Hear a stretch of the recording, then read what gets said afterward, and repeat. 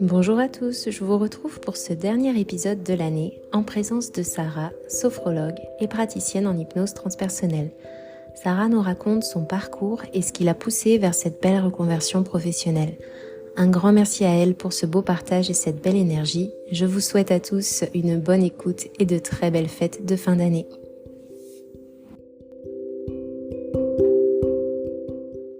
Bonjour Sarah et merci d'avoir accepté mon invitation sur le podcast. Comment vas-tu? Je vais très bien, merci et toi? Ça va bien, merci. Alors toi, Sarah, tu es sophrologue et tu es en train de prendre un grand tournant puisque tu t'es aussi tournée vers l'hypnose transpersonnelle. On va avoir l'occasion d'en discuter pendant cette interview. Mais avant, est-ce que tu pourrais te présenter pour celles et ceux qui ne te connaissent pas et nous parler un petit peu de ton parcours? Et c'est un exercice qui est quand même assez challengeant de se présenter, surtout, quand on a un parcours un petit peu atypique, ce qui est mon cas. Pour parler de manière très large, déjà, j'ai eu une première carrière dans le domaine, de l'industrie de la mécanique. C'était pas du tout quelque chose qui était, dans mes vibes. C'était pas quelque chose que je souhaitais également, mais je suis tombée, entre guillemets «par hasard» dans ce domaine qui m'a apporté, pas mal de choses, mais je peux pas dire qu'il m'en a pris. Je vais détailler. C'est-à-dire que, j'ai fait mes études du coup en mécanique, en industrie et cetera. J'ai eu deux métiers, enfin deux postes dans cette carrière-là. Et à un moment donné, j'ai été confrontée à une dépression et un burn-out. Tout simplement parce que je ne me retrouvais pas dans ce job. C'était pas du tout quelque chose qui me correspondait et c'est quelque chose qui m'a profondément touchée, parce que j'ai vécu du sexisme, j'ai vécu du harcèlement moral, du harcèlement sexuel, mais sous la forme de demandes incessantes pour, être en relation, être en contact, avoir des rapports. Enfin bon, c'était quelque chose de très, très lourd en tant que femme, ce milieu-là. On n'en parle vraiment pas assez, on n'arrête pas de dire: «Oui, les choses changent». Ben pas vraiment. C'est très, très lent du point de vue, du changement, donc ça m'a confrontée du coup à ce burn-out, à cette dépression parce que je ne pensais pas arriver dans un milieu avec une telle violence, un niveau de charge si élevé, quand on est une femme dans ce milieu. Et donc je néante parce que c'est depuis ma scolarité que je n'arrivais pas à faire les études que je souhaitais. Et donc, ça a traîné pendant des années. Je n'ai jamais réussi à me reconvertir. C'était jamais le bon moment. Et en même temps, c'est pas pour rien, je pense, parce que ça m'a appris beaucoup de choses sur moi-même. Ça m'a appris à être à la fois forte et vulnérable et de surmonter une dépression, un burn-out. Je pense que c'est des épreuves qui n'ont pas été, présentées sur mon chemin pour rien. Je pense vraiment que ça m'a beaucoup aidée à beaucoup apprendre sur moi-même pour ensuite, bah, avoir des outils et être, comment dire? Robuste pour, certaines épreuves, du reste de ma vie. Donc même si a priori, on pourrait penser que c'était des «épreuves négatives» entre guillemets, moi ça m'a beaucoup apporté. Je fais partie des gens qui pensent que chaque épreuve a une expérience, a un apprentissage et on peut toujours en ressortir plus fort. Même si, bien entendu, à l'instant T, ça a été très difficile de vivre cette dépression et ce burn-out, sachant que je suis plutôt une personne solaire et donc c'était, compliqué de passer par là. Et donc j'ai eu un deuxième poste en pensant que ça allait régler mes soucis au niveau du sexisme, de la pression et cetera. Et ben non, ça n'a toujours pas fonctionné.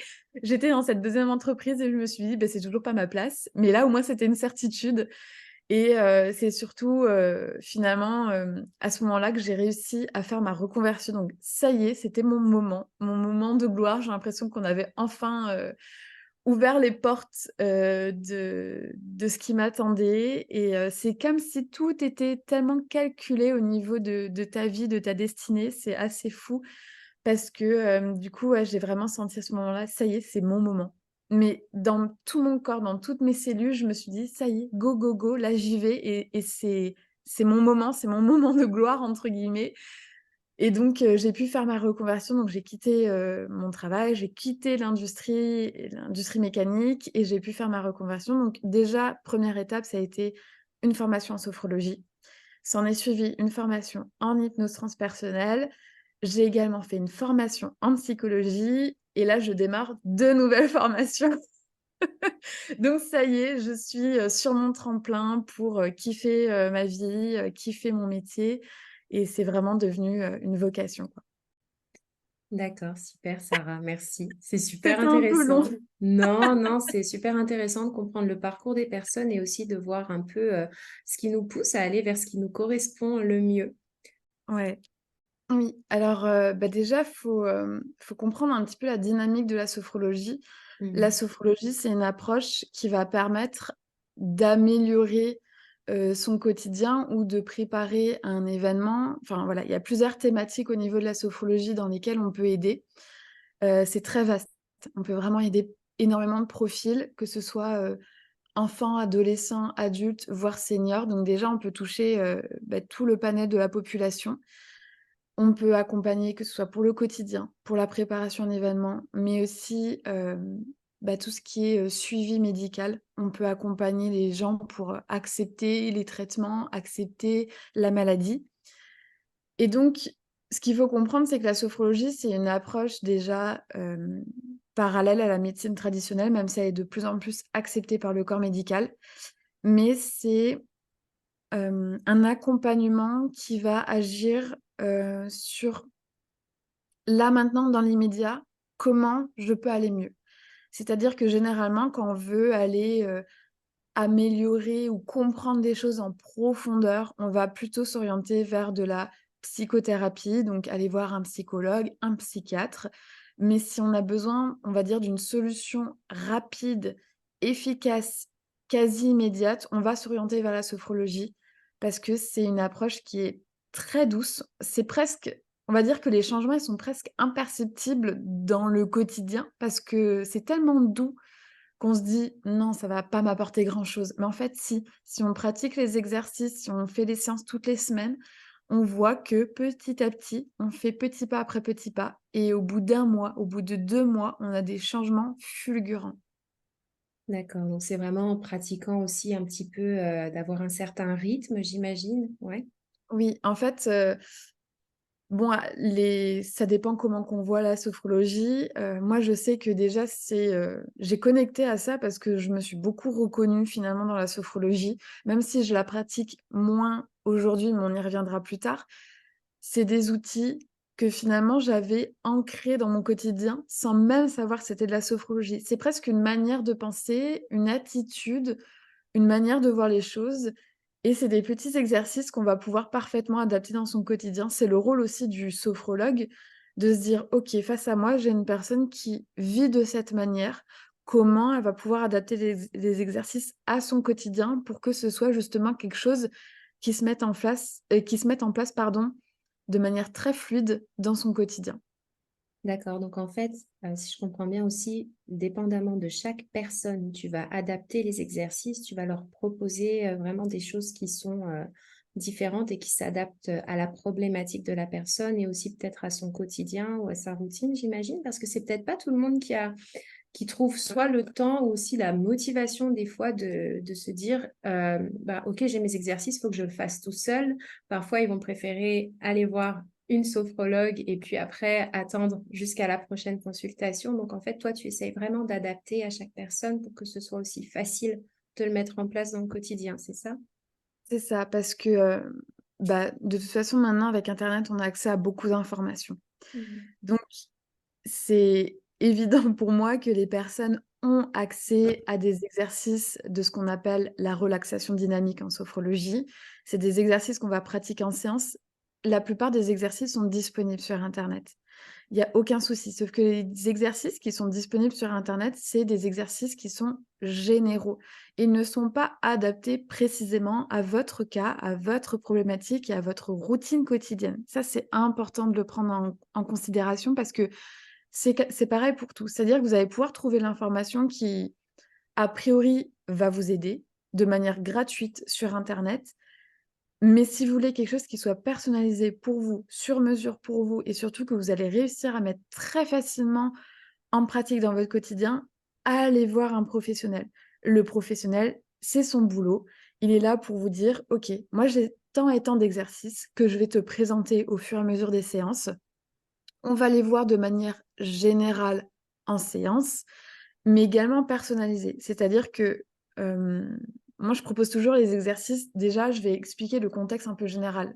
L'exercice là qu'on va voir ensemble, c'est ça son intention, c'est ça son but, mais voici comment tu vas pouvoir les adapter, toi, à ta sauce dans ton quotidien et je donne quelques exemples qui vont peut-être plus ou moins parler, mais je pense que la moitié de mes exemples déjà vont dans la ligne de ce qui est applicable, au quotidien de manière très simple et pareil pour l'autre partie des séances de sophro parce qu'on a les exercices donc de relaxation dynamique.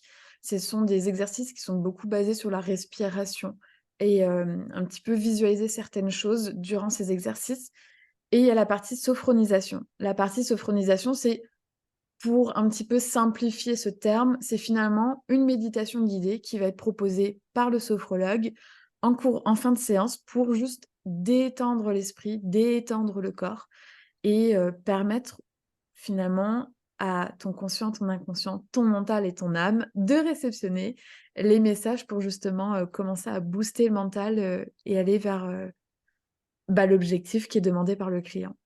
Et tu proposes aussi des formes de méditation? Oui, Oui, et exactement. tu peux nous en Hem parler un petit peu? Alors oui, je les appelle des voyages intérieurs, parce que, il y a ce que j'appelle les méditations classiques qui sont très bien. Il y a aucun souci, enfin franchement moi je suis, d'accord avec tout ce qui est proposé, en médecine, parallèle, du moment que ça fait du bien aux personnes.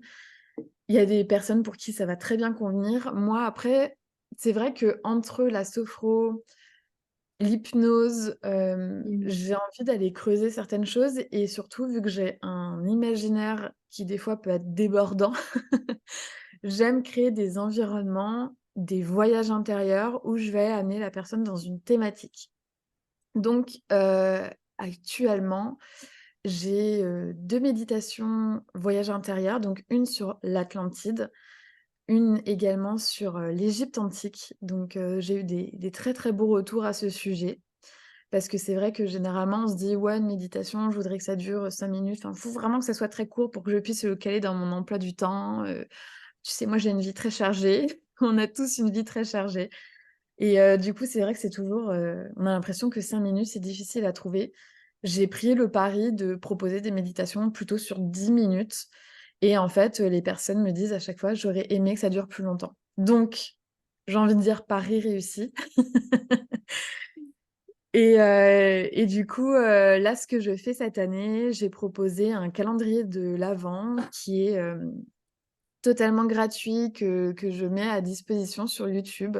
Donc, il va y avoir 4 épisodes. Ce sont des méditations immersives, donc pareil, c'est encore des voyages intérieurs où je vais amener la personne à partir dans le cosmos pour aller vivre certaines expériences et en revenir, transformé, ressourcé avec des informations sur soi-même. Hem et je propose aussi un dernier pack actuellement. Alors ça, c'est un pack que j'ai fait en collaboration avec, une thérapeute qui a créé son accompagnement et qui a créé, en fait, une plateforme du coup qui est disponible, sur internet, donc 24 heures sur 24, 7 jours sur 7. Elle voulait, inclure des thérapeutes qui proposaient leurs séances ou quoi que ce soit, qui puissent aider une personne comme un SOS. Et donc j'ai créé un pack SOS, donc je les ai plus forcément en tête, dans l'immédiat, mais j'ai fait des SOS du style, SOS coup de boost parce que voilà, on a un coup de mou et on a envie un peu de retrouver de l'énergie. Un SOS, pour améliorer son sommeil, un SOS pour diminuer son stress, enfin j'en ai fait plusieurs et du coup je les ai finalement regroupés dans un package, un coffret qui regroupe toutes ces méditations SOS que j'ai, écrites et du coup enregistrées pour cet accompagnement, mais que je te propose également, à disposition. Mais je pense que ces méditations vont être bientôt retirées du marché, tout simplement parce que je suis en train de créer un accompagnement et je pense que je vais les inclure dedans. Donc du coup, je vais retirer, de ma boutique, tout ce qui est présenté, actuellement pour les inclure dans l'accompagnement. Comme ça, les personnes qui suivront l'accompagnement pourront découvrir ces, méditations, ces voyages intérieurs, ces méditations immersives et du coup, avoir des SOS si besoin. D'accord. Et en fait, quand on voit que tu as changé déjà pour aller vers la sophrologie et ensuite que tu as aussi développé ce côté pour offrir des méditations, que c'est toi qui les crées, tu les fais vraiment toi-même, c'est toi qui les crées. Qu'est-ce qui t'a guidé en fait vers l'envie aussi de créer ces méditations? En fait, c'est venu très naturellement parce que du coup, effectivement, j'ai fait, mes 2 formations, donc sophrologie et hypnose, l'une après l'autre. J'ai vraiment enchaîné les 2 et j'ai démarré mon activité en proposant ces 2 axes, là, au niveau de ma thérapie, de mon accompagnement et je me suis rendu compte que, finalement, chacun avait un peu ses limites et je me cloisonnais entre les 2. J'avais cette sensation de devoir être soit sophrologue, soit praticienne en hypnose transpersonnelle et j'avais envie de faire une symbiose de tout ça. Donc c'est pour ça que je suis en train de monter cet accompagnement qui aura à la fois des éléments de sophrologie, à la fois des séances d'hypnose transpersonnelle. J'ai vraiment envie de proposer les 2 tout en faisant un peu la distinction parce que pour moi, vraiment, les exercices de sophrologie, ils sont très bien tels quels, donc ça, je vais pas y toucher. L'hypnose transpersonnelle, elle est très bien telle quelle, donc je n'y touche pas non plus. Je veux juste proposer les 2 dans un même accompagnement et du coup, les voyages intérieurs, finalement, ils sont venus naturellement parce que, en sophrologie, on propose du coup ces formes de méditation guidée et j'avais envie de garder ce cadre-là, j'avais envie de garder ce protocole. J'ai pas envie de chambouler quelque chose qui fonctionne très bien. Par contre, j'avais envie du coup, de créer quelque chose à ma sauce, créer moi-même mes protocoles et donc finalement, c'est très naturellement que j'ai commencé à écrire ces voyages intérieurs parce que j'avais besoin de mêler à la fois de la sophrologie et de l'hypnose. Donc ce sont des méditations que j'appelle aussi hypnotiques parce que finalement, je mêle des éléments d'hypnose, des éléments de sophrologie, dans un univers que je crée qui est donc soit l'Atlantide, soit, les gîtes antiques, soit maintenant le voyage cosmique et donc voilà, j'aime beaucoup mêler toutes les connaissances que j'ai, où je me dis: «Tiens, ça peut apporter quelque chose à quelqu'un. Tiens, cette manière-là» et alors, des fois, je fais des variantes, donc vraiment chaque, voyage intérieur est différent parce que dans son approche, je change un peu les tournures. Je fais des fois des inductions, des approches, des mises en hypnose, beaucoup plus douces, beaucoup plus rapides pour qu'il y ait un petit peu pour chaque personne. Parce que je sais que, des personnes vont, avoir du mal à se détendre, vont avoir du mal à rentrer ce qu'on appelle en transe, même si je sais que le terme fait très, très peur et des personnes qui, comme moi, faut que ça parte en 2 secondes, quoi. Donc des fois, voilà, je mêle un petit peu différentes approches, je tente plusieurs choses et j'aime beaucoup avoir les retours de toutes les personnes qui écoutent mes voyages intérieurs pour justement un peu savoir: «Bon, OK, pour toi, comment que ça s'est passé?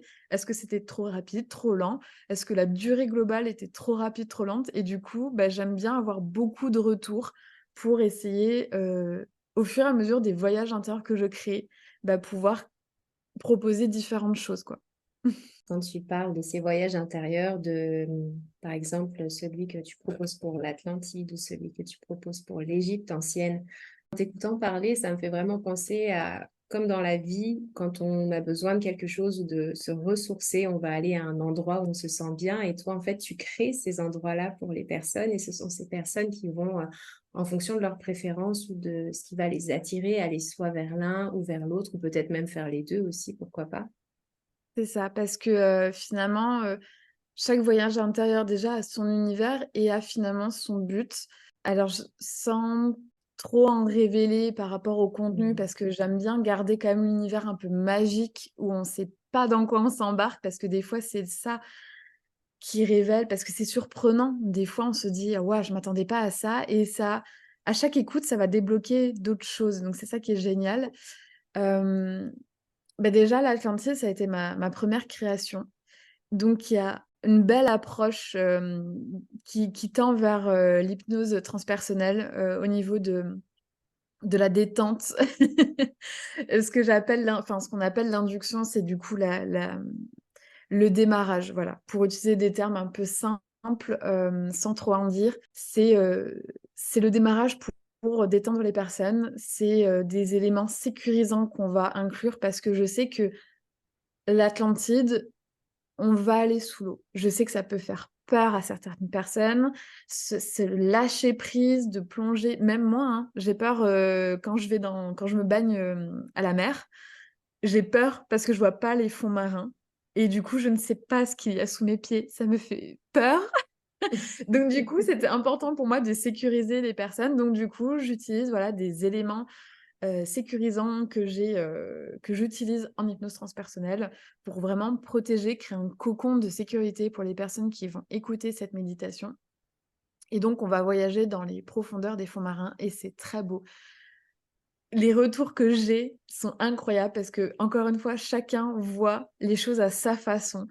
Et c'est pour ça que je reste aussi assez vague tout en plongeant quelqu'un dans un univers. C'est ça qu'il faut trouver, c'est ce juste milieu entre j'induis certaines choses, je te montre certaines choses, je te guide d'une certaine manière, mais tu es maître de ce que tu vois, de ce que tu ressens, de ce que tu entends. Et c'est ça qui est incroyable à mettre en place, c'est trouver voilà, vraiment ce juste milieu pour que la personne ait l'impression de vraiment être maître de son voyage intérieur tout en étant parfaitement guidé, sécurisé. C'est fou quand on t'entend parler de ça. En tout cas, moi, je te vois, mais je t'entends aussi. Il y a tellement de passion qui ressort. On voit que c'est vraiment ton cœur qui parle quand t'en parles et je trouve ça vraiment beau. En plus, de justement que tu arrives un peu à sortir de tous ces cadres qui sont importants, que tu as appris bien sûr en formation, mais que tu arrives aussi à les manier, à les adapter et puis à les mettre aussi un peu à ta sauce tout en les respectant et en restant dedans aussi d'une certaine manière,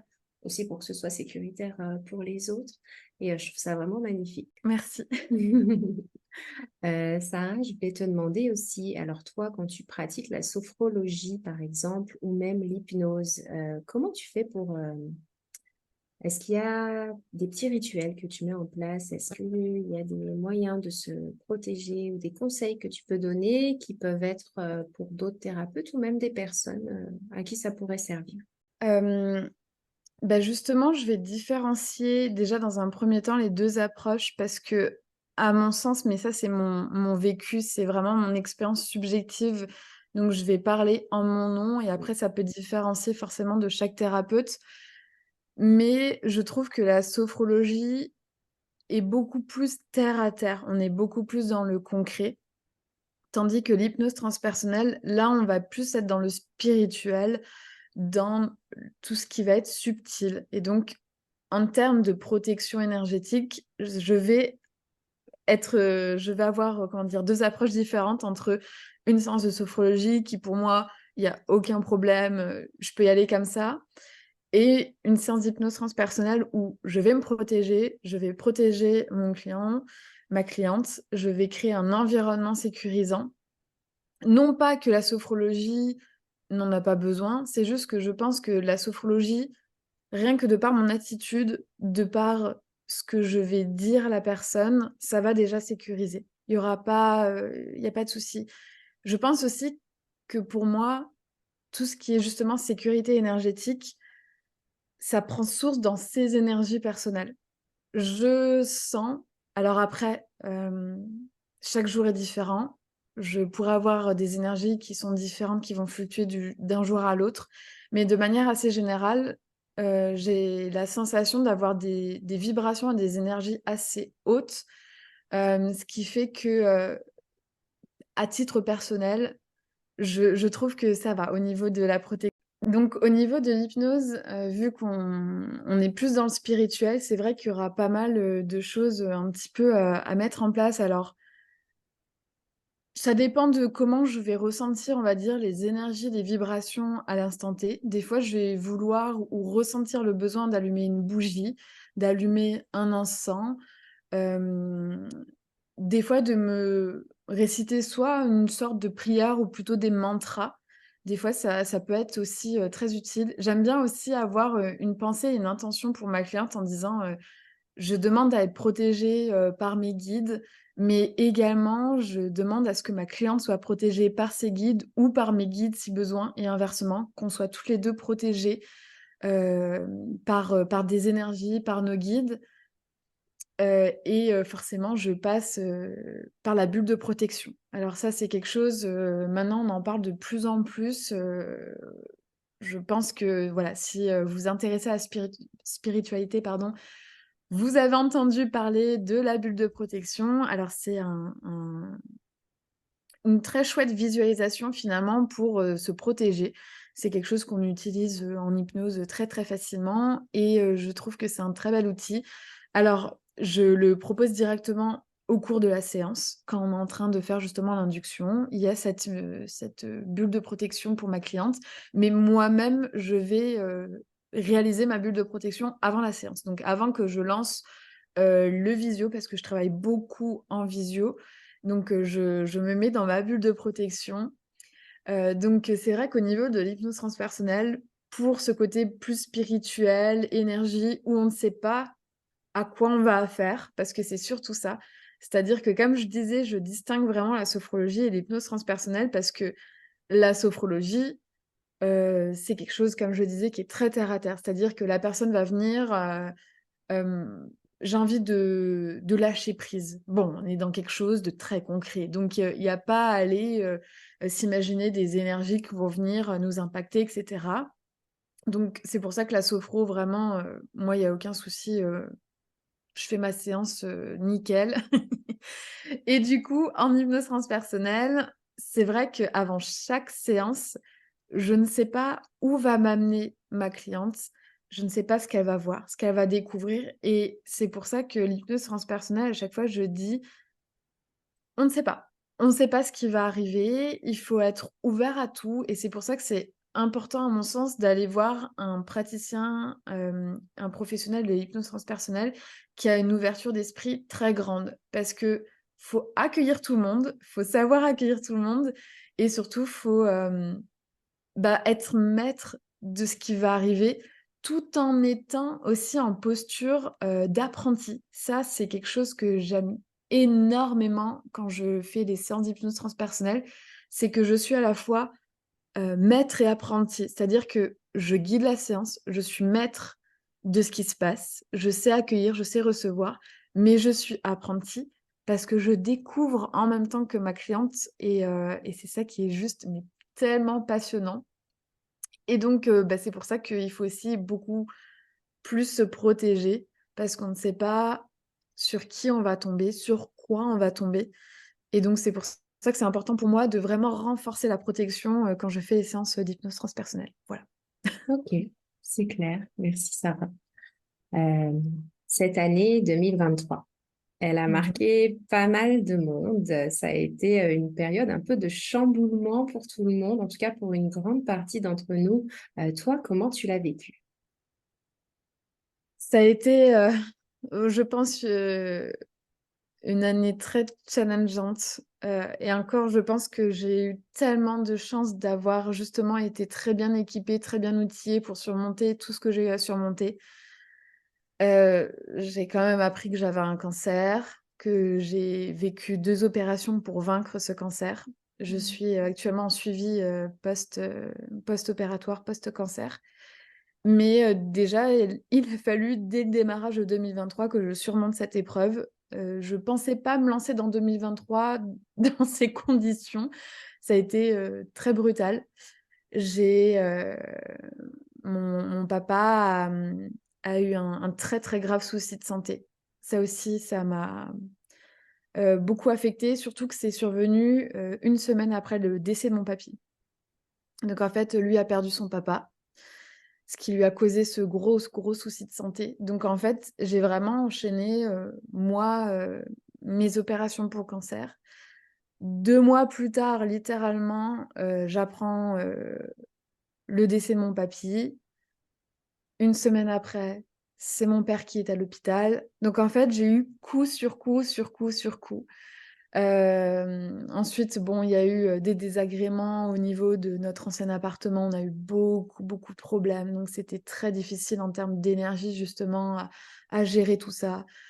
On a eu un déménagement, enfin on a eu 2 déménagements parce que moi j'habitais encore à Metz dans l'Est. Donc il a fallu que je fasse ce premier déménagement qui s'est fait, de manière, précipitée parce que la vente a été très accélérée. Donc en fait, j'ai juste suivi le flow. C'est pour ça que j'aime beaucoup dire: «Il faut apprendre à être outillé pour lâcher prise et juste suivre la vague». Et des fois, il faut genre juste: «OK, je lâche complètement prise sur ce qui se passe. Je ne suis pas maître de ce qui se passe». Des fois, il y a des choses qui sont tellement plus grandes que nous qu'on ne peut rien y faire. Faut juste: «OK». Ça doit se passer plus tôt, ça va se passer plus tôt, on y va, on trouve des solutions, on respire un bon coup et ça va le faire. Donc du coup, il y a eu ce hop, 1er déménagement, suivi d'un deuxième déménagement puisque du coup, il a fallu faire, le déménagement de mon conjoint et donc ça y est, on est dans notre appartement. Puis voilà, il y a eu plein d'autres petites choses, ça s'est un petit peu calmé sur la fin d'année, même si j'ai eu d'autres formes de challenge qui sont plus du coup du côté professionnel. Mais c'est vrai que, j'ai abordé pas mal de domaines de vie, en une année, hem et vraiment je suis bénie d'avoir, eu tous ces outils, de lâcher prise, d'acceptation et puis avoir aussi cette, philosophie de vie de me dire: «De toute façon, c'est comme ça, on n'y peut rien, c'est la vie, on sait quand on est, on sait pas ce qui va se passer par la suite, on sait pas quand on va mourir». Faut juste accueillir, faut être dans le moment présent et je pense qu'il faut juste tenter de vivre la plus belle vie qu'on peut espérer avoir, même si oui, il va y avoir des moments très difficiles, mais dans ça, qu'est-ce que tu peux en ressortir de positif pour finalement t'élever, continuer à aller bien et apprendre de tout ça? Ok, et du coup tout ça, ça t'est arrivé pendant que tu lançais ton activité. Aujourd'hui, avec 1 an de recul, est-ce que tu ferais des choses un peu différemment? Est-ce que tu as une vision du coup qui est un petit peu différente de ce que tu avais commencé à mettre en place? Hem, Bah, alors c'est vrai que là, en 2023, j'ai à la fois, bah, commencé, avec, quelques mois d'entreprise parce que du coup, j'ai ouvert mon entreprise en octobre 2022. Donc, bah, quand j'ai démarré, janvier 2023, je suis, un bébé entrepreneur, un bébé thérapeute et j'avais besoin, je pense que tout naturellement, de tester les 2 approches, comme je disais, de vraiment séparer la partie sophrologie, la partie hypnose et puis j'ai pu un petit peu tester, voir ce qui se passait. Donc j'ai eu de très chouettes accompagnements en sophrologie. J'ai pu voir, des personnes, changer du tout au tout, mais encore une fois, de manière très douce. La personne, c'est toujours au moment du bilan où finalement la personne se rend compte de ses progrès et c'est ça qui est genre tellement beau, c'est d'avoir cette douceur d'accompagnement sur, en l'espace de, ouais, 2 mois, 2 mois et demi, peut-être 3 mois. On voit des changements mais tellement, incroyables.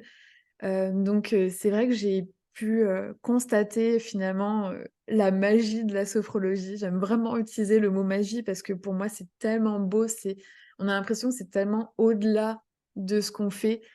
Donc j'ai eu de très chouettes accompagnements en sophrologie et également j'ai eu d'incroyables séances, d'hypnose transpersonnelle et c'est vraiment là où j'ai senti tout mon corps vibrer. C'est-à-dire que je suis en joie dans les 2 pratiques. J'adore les séances de sophro, c'est très simple, c'est très naturel. Mais alors l'hypnose, je sens que tout mon corps vibre, que je suis mais connectée à la personne, connectée à l'au-delà. Et c'est comme si enfin dans tous les cas, je vis la séance avec la personne et c'est là que je me suis dit: «Waouh, OK, je peux pas passer à côté de ça». C'est je veux focus, ma trajectoire professionnelle sur l'hypnose transpersonnelle parce que, parce que déjà j'ai vécu moi-même à titre personnel 2 séances d'hypnose transpersonnelle Et parce que déjà, c'était important pour moi en tant que praticienne d'avoir été cliente, d'avoir ressenti et vécu des séances parce que justement, je voulais me mettre à la place de mes clientes, de me dire, OK, est-ce que j'ai pu sentir des appréhensions? Si oui, lesquelles? Comment j'ai pu résoudre ces questions, ces craintes, ces peurs finalement? Parce que c'est vrai que aujourd'hui, l'hypnose a quand même bien morflé, dans le sens où à cause de mais ça on pourra, pourquoi pas y revenir, mais il y a eu l'hypnose de spectacle qui a juste ravagé, l'hypnose. C'est-à-dire que maintenant, dans l'idée que les gens se font de l'hypnose, elle est négative, elle est péjorative à cause de l'hypnose, de spectacle. On a l'impression que quelqu'un qui fait de l'hypnose, il va nous hypnotiser en un claquement de doigts et hop, tu pars en hypnose et hop, tu contrôles plus tes pensées, tu contrôles plus ce que tu fais. Enfin, vraiment, il faut déjà déconstruire toute l'image, de l'hypnose. Donc déjà, il y a un gros travail Mmh. là-dessus. Quand les gens viennent me voir, je suis obligée de vraiment les rassurer en disant: «Non, vous n'allez pas perdre contrôle de votre corps, de vos pensées. Ne vous inquiétez pas, je ne suis pas là pour vous contrôler, pour modifier vos pensées». Heu en fait, l'hypnose transpersonnelle, elle a juste rien à voir avec l'hypnose de spectacle qu'on voit à la télé. Vraiment, j'insiste là-dessus. Je pense que toutes les personnes qui vont faire une séance d'hypnose transpersonnelle ressortiront de là et je pense que tu peux en témoigner également. Heu, Absolument. voilà, Ouais, ouais, ouais, ouais, c'est vrai. Ouais, j'avais justement, c'est vrai qu'on a, et c'est super que tu en parles, merci beaucoup, parce que c'est vrai qu'on a ces idées quand on voit justement ces spectacles où les personnes, à la limite, elles vont perdre carrément comme leur libre arbitre. Je veux dire, elles n'ont plus le contrôle d'elles-mêmes. Et je me suis totalement. toujours posé la question, mais quel bien ça peut faire de sentir que quelqu'un nous contrôle complètement? Et c'est vrai que c'est une chose qui fait quand même assez peur et qu'il y a beaucoup de personnes qui se posent des questions. Et pour l'avoir testé, je confirme, c'était avec Séverine Barbier d'ailleurs. Coucou Séverine, si tu es là. J'avais j'avais testé et je trouve que c'est... Si tu as envie de te lever pour aller faire pipi, tu y vas. Si tu as même envie de poser une question, bon, ou quoi que ce soit, tu peux le faire. Mais... Et c'est surtout le fait que tu te rappelles de tout avec une clarté. C'est tellement beau d'avoir ton retour parce qu'effectivement, l'hypnose, transpersonnelle, c'est tout à fait ça. C'est-à-dire que tu restes maître de ce qui se passe, Mhm. tout en, forcément mettant un peu le mental de côté parce que oui, l'hypnose transpersonnelle et l'hypnose classique demandent à ce qu'on mette un peu le mental de côté, non pas pour perdre le contrôle, mais juste pour dire parce qu'en fait, faut distinguer entre, bah, l'âme et le mental, l'esprit et cetera. Ton âme, j'ai envie de dire, elle est plus, cachée dans ton inconscient. Ton mental, c'est ton conscient. C'est-à-dire que il va surveiller tout ce qui se passe. Lui, ton mental, il est là pour tout contrôler. C'est un petit, commandant en chef. Il veut, contrôler tout ce qui rentre, tout ce qui sort. Il a peur aussi que des secrets soient divulgués et que, attention, ça fasse effondrer le château de cartes. Donc c'est un petit peu ça le mental. Et donc, il est vraiment stressé quand il arrive en séance d'hypnose transpersonnelle. Il se dit: «Ouh là là, toute la forteresse que j'ai bâtie, est-ce qu'elle va pas se casser la gueule? Et qu'est-ce qu'on va faire si on se retrouve à poil devant la personne?» Un p vraiment, je joue un peu sur le ton humoristique et j'y vais à fond parce que justement, c'est un petit peu ça et j'ai envie qu'on en déstresse et qu'on en rigole. Parce que vraiment, moi, ça va, j'arrive à dealer avec mon mental et d'ailleurs en séance, quand je suis moi-même en état d'hypnose, c'est vraiment très drôle parce que c'est comme si mon âme et mon mental étaient clairement en discussion, du style: «OK, bon, le mental, je sais que tu es là. Je sais que tu vas chercher le pourquoi du comment, que tu vas vouloir trouver, des trucs très terre à terre. Je sais que tu vas me casser les bonbons. OK. Genre juste laisse-moi vivre ma séance et on en discute après», tu vois? Là, c'est mon moment. Là, je sors de l'inconscient, laisse-moi avoir mon moment de gloire et on va dealer après, quoi. C'est un peu ça l'idée.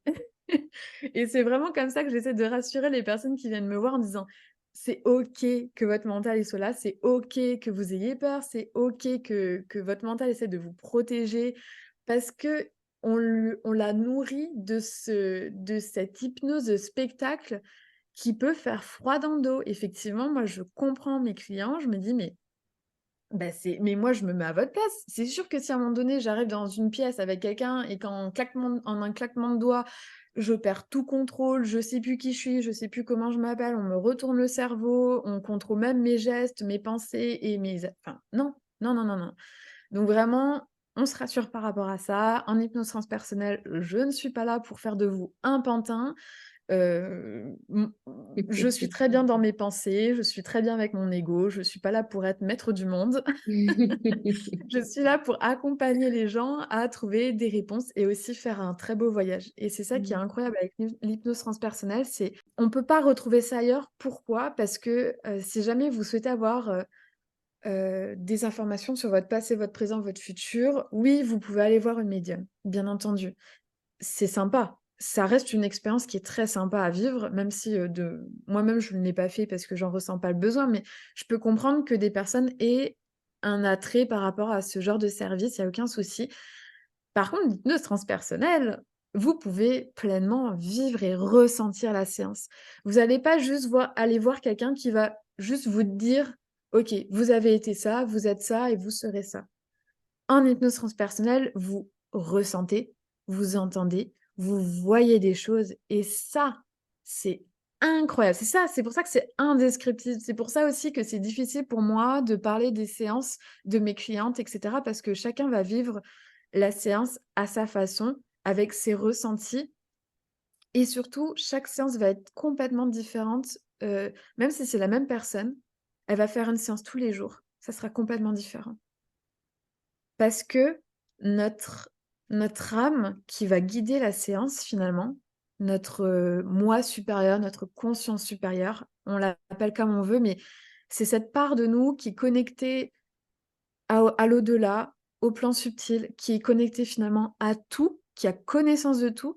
C'est elle qui va guider la séance. Elle va se dire: OK, aujourd'hui, tu es dans un tel mood, tu as telles énergies. Où est-ce que je vais t'amener? De quelle façon pour finalement recevoir les enseignements ou les messages que tu as à recevoir. Donc c'est ça qui est vraiment incroyable avec, l'hypnose transpersonnelle et c'est pour ça que moi j'ai plongé là-dedans, corps et âme et je me suis dit: «Mais mon Dieu, je suis tellement, j'ai tellement l'impression que c'est moi». En fait, c'est quand j'ai découvert cette hypnose, quand j'ai découvert les séances, je me suis dit: «Mais je peux pas être plus à ma place que là». OK, Sarah, merci beaucoup. Sarah, toi, on peut te retrouver sur, Instagram, sur ton Oui, site internet. En tout cas, je exactement. laisserai les liens, de tout ça dans la description, de cet épisode. Est-ce qu'il y aurait un petit conseil avec lequel tu pourrais finir pour, les personnes qui nous écoutent pour bien commencer 2024? Alors ça va faire, très classique, mais je pense que c'est bon de prendre ce moment-là pour faire un petit regard en arrière. Alors comme on dit, hein, dans son quotidien, faut pas ressasser le passé en permanence, mais je trouve que c'est bien arrivé au mois de décembre. Bon, moi, généralement, ça arrive plutôt en novembre, mais voilà, novembre, décembre, peu importe. En fin d'année, c'est bien d'avoir, ce petit flashback, ce petit retour en arrière sur: «OK, qu'est-ce que l'année m'a apporté, que ce soit en termes, d'événements et alors ça peut être entre guillemets, hein, «positif» ou négatif, peu importe. Prenez les gros éléments, les gros événements que vous avez vécus durant cette année. Observez comment vous avez peut-être pu gérer ces situations et finalement, qu'est-ce que ça vous a apporté? Parce qu'encore une fois, on peut vivre, mais des montagnes russes tout au long de son année. On peut avoir des moments où on se dit: «Mais c'est pas possible, c'est négatif sur négatif sur négatif, je vais jamais m'en sortir» et finalement, des fois, il y a des petits miracles. On se retrouve en fin d'année à se dire: «Waouh, en fait, j'ai quand même un j'ai pu souffler ces derniers temps». Alors certes, on a des périodes très noires et mais voilà, de se dire que même si des fois dans ces tempêtes, bah, il peut y avoir des arcs-en-ciel et finalement, qu'est-ce que ça nous apprend sur nous, sur notre gestion, de tout ça? Et puis, souvent, il y a des très belles choses qui en ressortent. Donc regardez votre année, essayez de trouver un maximum de choses positives et finalement tout ça, c'est quoi? Bah, c'est de la gratitude qu'on va avoir pour bien démarrer une nouvelle année et je trouve que c'est important de se dire: «OK, 2024, je suis en bonne santé, j'ai un toit sur la tête, tout se passe bien. C'est le plus important, en fait. Le plus important, c'est la santé, un toit sur la tête, d'avoir ces besoins fondamentaux qui sont nourris. Et si vous pouvez et si vous voulez aller plus loin sur, sur la pyramide de Maslow, et ben, allez-y, élevez-vous, allez chercher, des besoins de plus en plus, spirituels parce que, parce que oui, des fois, ça peut faire peur, le fameux travail de l'ombre, mais il est essentiel parce que c'est de l'ombre qu'émane la lumière. C'est dans nos fêlures que l'éclat de lumière va venir, scintiller et puis, plus on va s'en rapprocher, plus, la lumière va être belle, puissante et heu et vraiment allez-y, n'ayez pas peur. Vous êtes, tout le monde est une belle personne. Faut pas avoir peur de ces parts d'ombre. Elles sont là, c'est pas pour rien, on se protège et on se construit et puis après on peut les utiliser pour diffuser et émaner cette lumière, que ce soit en nous-mêmes ou, avec les autres. Merci Sarah. Merci à toi.